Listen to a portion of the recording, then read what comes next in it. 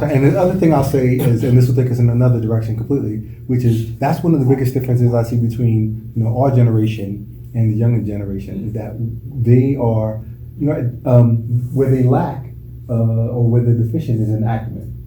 Right? They're not as skilled as professionals as we are. Mm-hmm. What they certainly don't lack is confidence and entrepreneurship. They're really good at saying, like, their first instinct is, I'm going to start my own business doing X or Y or Z, and we're much more. Yeah, I appreciate that. They had no choice, though. The economy was there was no jobs, so it was like either you start on your own, but no one's going to be hiring you, so they sort of were forced into that. I still appreciate that. You definitely appreciate it.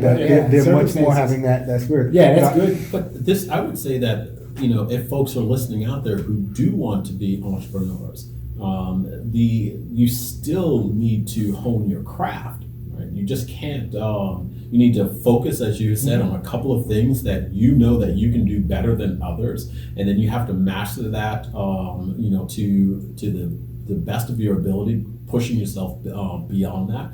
My son wants to be an entrepreneur, and I push entrepreneurship on like everyone, even my clients, in a non threatening way. And I have one client she's doing her own business, and I just got a text from her the other day, and she's like, I'm at full capacity. I love it. I can see my kids when I want to manage, and she's managing her own schedule, etc. It's like it's great. Yet one thing that my son has a lot of ideas, but it's the acumen, right? It's that focus. It's the how am I going to promote myself, talk to other folks, get folks to come on board of my project and move in the direction that I want to move in. And that kind of that ability takes some time. Some people have a natural gift it's on a different it. skill set, though. Right. You're going from being able to sell yourself or what you do to knowing what you do. So it's a different hat to wear, and so not everybody can just jump into that and be like, oh yeah, let me sell let me promote myself. It doesn't come naturally to people, and sometimes you can't. It's harder to get out there and say exactly what you do, or even say I'm the best at it. You may be the best at it, but it takes a while for you to get that confidence to tell people I'm the best at this, or I'm really good at this.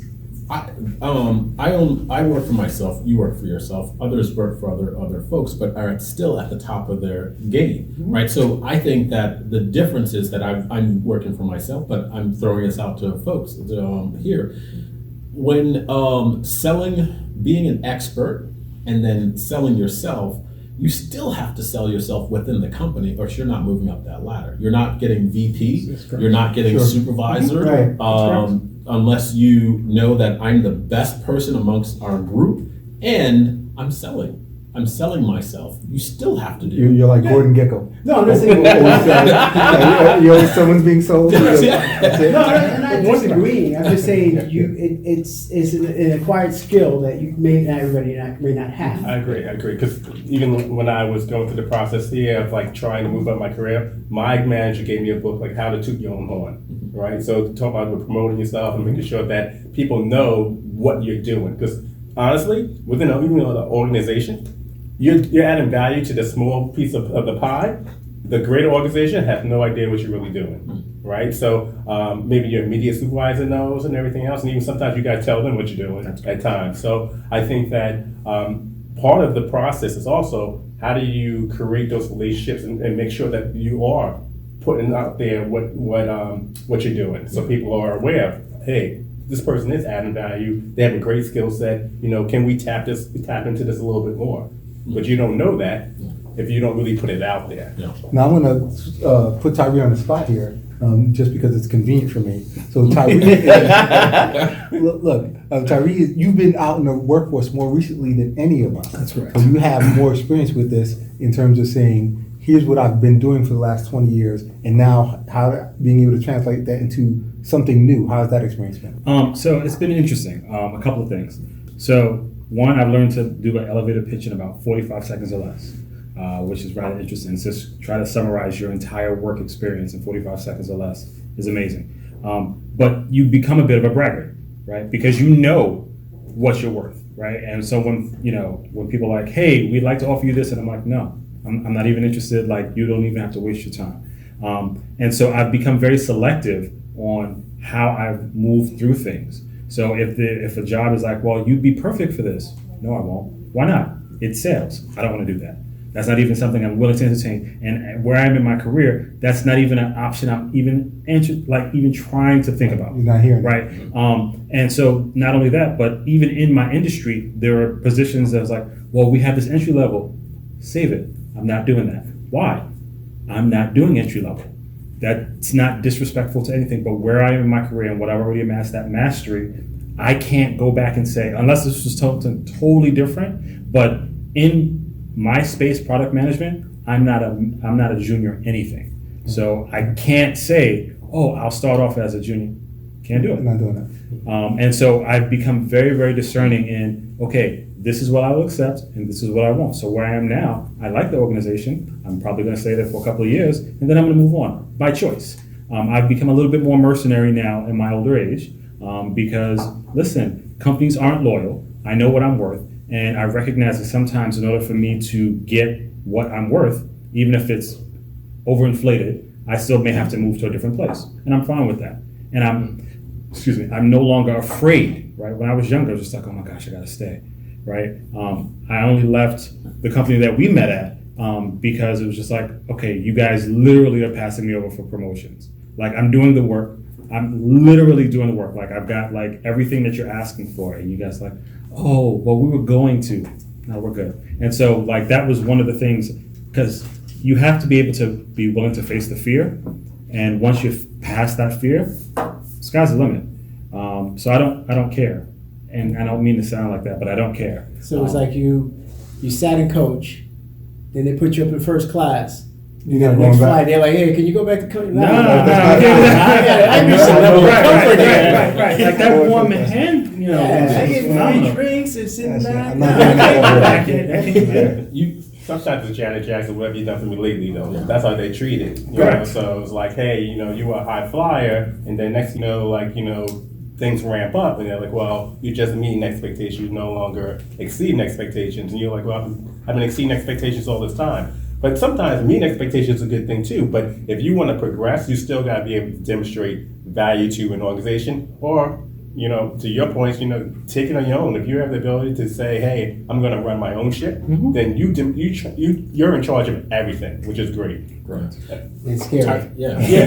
But see, I was just about to say, that's something that Tyree also did what you were saying. It's it's amongst, if you're working for yourself or you're within a company, there's an emotional component to being successful as well. You have to manage emotions. You have to manage your expectations. You have to definitely manage fear, right? And because fear is going to prevent you from, or try to prevent you from getting to that next level, either to go out on your own or to go into your supervisor's office and say, hey, I should be the next assistant supervisor for blah, blah, blah, blah. It's to deal with the emotional components that are important as well. That advice I didn't get, and I didn't, early on, I didn't manage my emotions well at all. And so I would have never, I was tanking in sort of, I would say corporate America, but it's corporate nonprofit. Okay. Remember, we were at Don't say.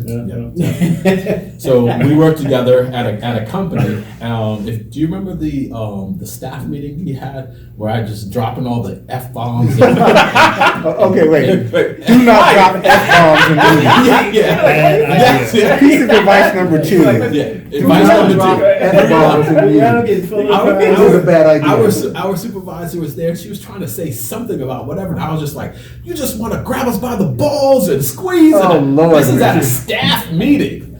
Good grief. Don't do that at a staff meeting. Right, if you're saying that at a staff meeting, it might be time for you to work for That's yourself. correct. You might have to be that person. But I had Except- no. Or you just really open. The caveat was that we were at a place where it was more, like. That's really Well, young. It was Yeah. a social service agency was there. Right. Yet I had no emotional control and He was management. in corporate America.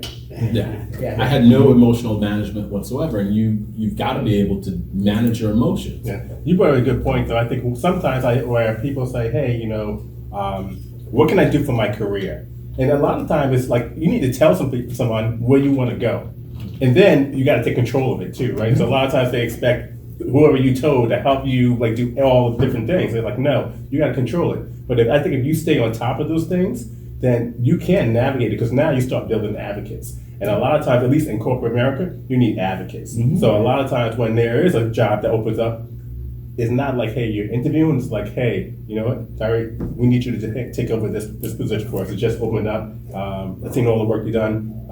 We need you there tomorrow. All right. And that's how things happen sometimes in this corporate America. Yeah, Versus yeah, sure. you got to interview.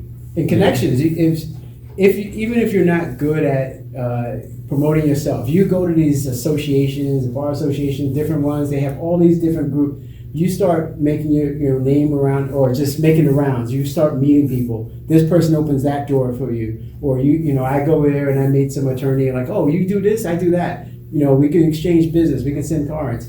I try to even my worst adversary. We go to fight in court afterwards. They'll be like, hey, I want to send you clients. So I try to keep everything on a business level. That's right. But it's connections too. So that's one thing I guess I would pass on. But this to people. goes back to what we said, is that it's great to have those connections, but the truth is that once you get that connection, there better be some acumen to back that up. Otherwise, Yeah, right. you look like a fool, and this person looks like Listen, a fool. they're not giving you that connection if you weren't able to That's demonstrate. correct. Right, Because people don't just pass people along to the next person like, hey, let me But call them up. you can build yourself Yeah. up too. And that's what I'm saying, but you can't let that person down. Yeah. You Oh, can't no, be that you can't. person who Correct. it's like I told Rich the story this morning, and we'll go into another different direction. I was at an event yesterday where it was an art showcase. Well, one of my son's friends is an artist, and he was having his first showing, so he was bringing his art to be displayed for the first time publicly, which is a big deal. When you're starting an artist, he ended up selling 5 paintings, which is a big deal. Just to sell 5 paintings on your first day. So we're here, and it's a Saturday. It's a black art showcase, and all the artists themselves are black. So think about who's coming to a black art showcase on a Saturday. People who have cheddar, right? It's black, it's us. People who have money to say, hey, on Saturday afternoon, I want to go see some art, and I'm going to potentially buy some up and coming artists. So, and it turned out to be a great event. All the artists were really great. Like I said, my son's friend ended up selling, 5 paintings, so he had a really good day. And the venue we were in was really, really nice. It was a good venue, nice spot, held about 100 people. And then, as I told Rich, so you had an entrance fee that covered your meal and your entrance to the thing, and then the bar was open and you could buy whatever else it is that you want. So we're in this venue. It's all these black people, Black excellence with spending money, with being those kind of people, and it feels really great. And we put our orders in for lunch at 1 o'clock, I would say. Our lunch wasn't served until 4:30. Right? That's simply unacceptable. So here I am in this restaurant that's owned by a brother, and I really want to say, hey, you know what? You did a great job. I can pass your name around to other people who come here. And I was like, not only would I not recommend you, I'd never come back. And if someone asked me, I would tell them, don't go there. Right? That's how poorly you did. Right? And I hate saying that about any black-owned business, but I was like, that's the only thing I could say is you're terrible. Right? That's the best thing that I could say. I was like, and you can't strike out like that. You can't have a room full of black people money and you own a black restaurant and then drop the ball that way. And that's what goes back to the acumen point, is that if you're going to say, I'm going to do X or Y or Z, and I can do this, when you get that opportunity, because the opportunity is going to come, Yeah, you better do it. you better deliver. It's really better deliver. What I was trying to say is even if you don't have the experience, right? You're in that age you're talking about.